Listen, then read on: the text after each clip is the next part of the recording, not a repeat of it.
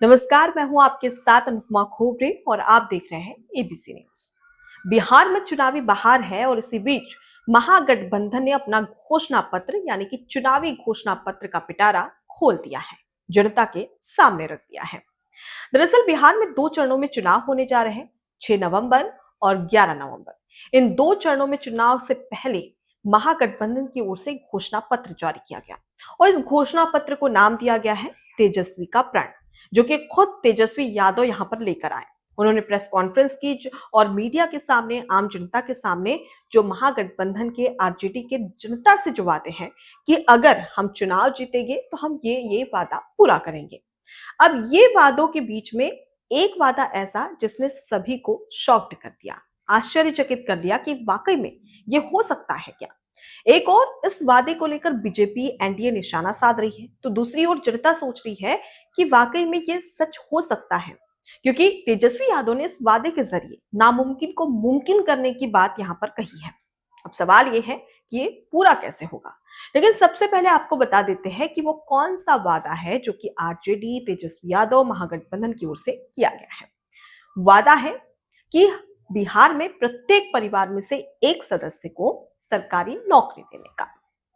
आपको बता दें कि इस घोषणा पत्र में करीब 20 वादे किए गए, यानी कि तेजस्वी का प्रण जिसे नाम दिया गया है उसमें 20 वादे किए गए, जिसमें कई सारे वादे हैं, चाहे 200 यूनिट बिजली फ्री देने की बात हो या फ्री में इलाज देने की बात हो, महिलाओं के लिए, किसानों के लिए, युवाओं के लिए और तमाम जो सरकारी कर्मचारी हैं उनके लिए भी तमाम बड़े बड़े लोक लुभावन वादे यहाँ पर किए गए हैं। लेकिन एक वादा कि बिहार के प्रत्येक परिवार में से एक सदस्य को सरकारी नौकरी देने का। अब इसे लेकर बीजेपी ने निशाना तो साधा ही है, लेकिन सबसे पहले अब आपको ये बता देते हैं कि क्या ये संभव हो सकता है। दरअसल बिहार की जनसंख्या की बात करें तो बिहार की जो आबादी है वो 13 करोड़ 8 लाख है लगभग। अब ऐसे में अगर आंकड़ों पर जाए तो जैसे कि तेजस्वी यादव ने कहा कि हर परिवार के एक सदस्य को सरकारी नौकरी, इस लिहाज से 2 करोड़ 8 लाख लोगों को सरकारी नौकरी देनी होगी। जी हाँ, परिवार के एक सदस्य के हिसाब से 2 करोड़ 8 लाख लोगों को यहाँ पर नौकरी देना होगा। अब सभी ये कह रहे हैं कि आखिर ये संभव कैसे होगा। आपको बता दें कि पहली बार नहीं है कि यहाँ पर आरजेडी ने, तेजस्वी यादव ने इस प्रकार का वादा किया हो। बिहार में जब पिछली बार चुनाव हुआ था तो उस विधानसभा चुनाव में भी आरजेडी ने एक वादा किया था और वादा था कि हम 10 लाख युवाओं को सरकारी नौकरी देंगे। अब उसके बाद में उनकी सरकार रही, उसके बाद में उनकी सरकार वहां से हट गई। आपको बता दें कि 17 महीने के कार्यकाल में तेजस्वी यादव ये कहते हैं कि हमने 5 लाख युवाओं को सरकारी नौकरी दी। अब इसमें कितनी सत्यता है वो तो जब जानकारी सामने आएगी तो स्पष्ट हो जाएगा। लेकिन सबसे बड़ी बात कि जिस प्रकार से पिछली बार 10 लाख युवाओं को सरकारी नौकरी देने का वादा किया था, इस दौरान आरजेडी की सरकार भी बिहार में आई, लेकिन वो वादा कितना पूरा हुआ कितना नहीं ये जनता को साफ पता है। इसलिए जनता इस बार ध्यान देगी और ये याद रखेगी कि क्या इस बार किसे वोट करना चाहिए, किसका वादा सही, किसका वादा गलत और जो वादा किया जा रहा है वो पूरा कैसे होगा। अब सबसे बड़ी बात है कि 2 करोड़ 8 लाख लोगों को सरकारी नौकरी, क्या ये संभव है? और इसके लिए जो राजस्व है वो कहां से आएगा? तेजस्वी यादव ने तो यहाँ पर एक डेडलाइन दे दी है कि 20 महीने के अंदर अगर वो मुख्यमंत्री बनते हैं और बिहार में महागठबंधन की सरकार आती है तो 20 महीने के अंदर सरकारी नौकरी देने का वादा पूरा हो जाएगा। यहाँ पर समय सीमा भी बता दी है।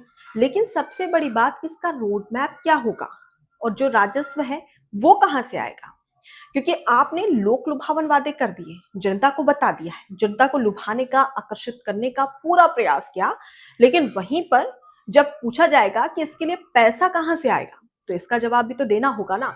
लेकिन तेजस्वी यादव ने इसका जवाब नहीं दिया। अब इसे ही लेकर तमाम जो विश्लेषक हैं वो यहाँ पर सवाल खड़े कर रहे हैं कि आपको सबसे पहले ये बताना है कि राजस्व कहां से आएगा, पैसा कहां से आएगा, तभी तो आप उस वादे को पूरा कर सकते हैं। नहीं तो ये तो हवा हवाई बात हुई। और एनडीए भी यहाँ पर साफ तौर पर कहती है कि जो वादा किया गया है ये कहीं ना कहीं ये सिर्फ हवा हवाई बातें तेजस्वी यादव करते हुए नजर आ रहे हैं। आपको बता दें कि जब चिराग पासवान से इस पूरे वादे को लेकर, घोषणा पत्र को लेकर बात की गई महागठबंधन के, तो उन्होंने यहाँ पर तेजस्वी यादव पर निशाना साधा और साफ तौर पर कह दिया कि तेजस्वी यादव झूठ बोल रहे हैं। क्या वाकई में ऐसा हो सकता है? क्योंकि अगर देखा जाए तो उनको पता है कि उनकी सरकार आने वाली ही नहीं है। ऐसे में झूठ बोलने में क्या हर्ज है? जितना चाहे उतना झूठ बोलो, ये कहना है यहाँ पर चिराग पासवान का। तो साफ तौर पर उन्होंने महागठबंधन के इस घोषणा पत्र पर, या यूं कहें कि तेजस्वी के प्रण पर सवाल खड़े किए और उसका मजाक भी उड़ाया है। लेकिन वहीं पर अगर हम बात करें आम जनता की, तो आम जनता यही देख रही है कि वादा अगर तेजस्वी यादव कर रहे हैं तो ये पूरा कैसे होगा। क्योंकि निश्चित तौर पर जब भी हम देखते हैं तो जहां पर भी विधानसभा चुनाव होते हैं या लोकसभा चुनाव होते हैं तो तमाम पार्टियां कई बड़े घोषणा पत्र सामने लेकर आती हैं और कई बार ऐसे वादे कर देती है, जनता को ऐसा विश्वास दिला देती है कि हम ये वादा पूरा करेंगे ही। लेकिन ये वादा पूरा कैसे होगा? क्योंकि हमें देखना होगा कि कई ऐसे राज्य हैं जो कि अब भी कर्ज के तले दबे हुए हैं और ये इसका सबसे बड़ा कारण है कि रेवेन्यू जनरेट नहीं हो पाता है, राजस्व की बढ़ोतरी नहीं हो पाती है और इस दौरान वो राज्य कर्ज में डूब जाता है इन्हीं लोक लुभावन वादों को पूरा करने के लिए। और इसका सीधा सा एक तरीके से भार आता है आम जनता पर। आम जनता को ज्यादा टैक्स देना पड़ता है और इसकी वजह से वो और ज्यादा कर्ज में डूब जाती है।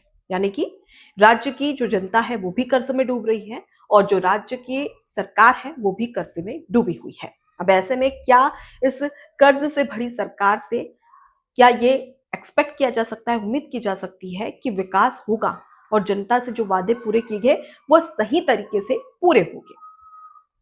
क्योंकि यहाँ पर तमाम जो लोग हैं, विश्लेषक हैं, उनका यही कहना है कि तेजस्वी यादव को सबसे पहले ये बताना होगा कि ये जो वादा उन्होंने किया है उसके लिए राजस्व कहाँ से आएगा, क्योंकि इसके लिए करोड़ों रुपए खर्च हो जाएंगे। और सरकारी नौकरी की बात कही जा रही है तो देखिए, सबसे बड़ा मुद्दा बिहार में सरकारी नौकरी का है, क्योंकि बिहार में बेरोजगारी की वजह से लोग पलायन कर रहे हैं, दूसरे राज्यों में जा रहे हैं। खास तौर पर अगर महाराष्ट्र की बात करें, मध्य प्रदेश की बात करें या फिर अन्य राज्यों की बात करें तो वहां तक जो बिहार के लोग हैं वो रोजगार के लिए जा रहे हैं। और हम कई सारी ऐसी खबरें देखते हैं कि उन्हें किस तरीके से प्रताड़ित किया जाता है। कभी भाषा को लेकर प्रताड़ित किया जाता है तो कभी कभी उनकी गरीबी को लेकर।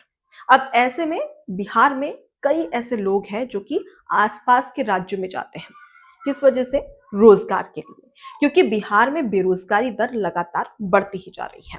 कई ऐसे मजदूर हैं जो कि अपने परिवार का पालन पोषण करने के लिए दूसरे राज्य की ओर पलायन करते हैं और पलायन का दंश भी झेलते हैं। लेकिन अगर यहाँ पर हर परिवार के एक सदस्य को सरकारी नौकरी देने की बात तेजस्वी यादव की ओर से कही जा रही है तो कहीं ना कहीं इसे एक जुमला कहा जा सकता है, क्योंकि आप ये नहीं बता रहे कि ये वादा पूरा कैसे करेंगे। और सिर्फ यहाँ पर तेजस्वी यादव की बात नहीं हो रही है, क्योंकि ऐसे कई बड़े दिग्गज नेता है, कई पार्टियां हैं जिनका एग्जाम्पल भी हमारे सामने है। अगर सबसे पहले बात करें मध्य प्रदेश की, तो मध्य प्रदेश में 2018 में विधानसभा चुनाव होने जा रहे थे। इस दौरान राहुल गांधी, कांग्रेस नेता, विपक्ष नेता राहुल गांधी मध्य प्रदेश के मंदसौर पहुंचते हैं। जब वो मंदसौर पहुंचते हैं तो जनता को उंगलियों पर गिनकर ये बताते हैं कि 10 दिन के अंदर मैं किसानों का पूरा कर्जा माफ कर दूंगा। अगर 10 दिन के अंदर मध्य प्रदेश में कांग्रेस का मुख्यमंत्री यानी कि कमलनाथ, अगर सरकार आती है कांग्रेस की और 10 दिन के अंदर किसानों का कर्जा माफ नहीं होता है तो मैं मुख्यमंत्री ही बदल दूंगा।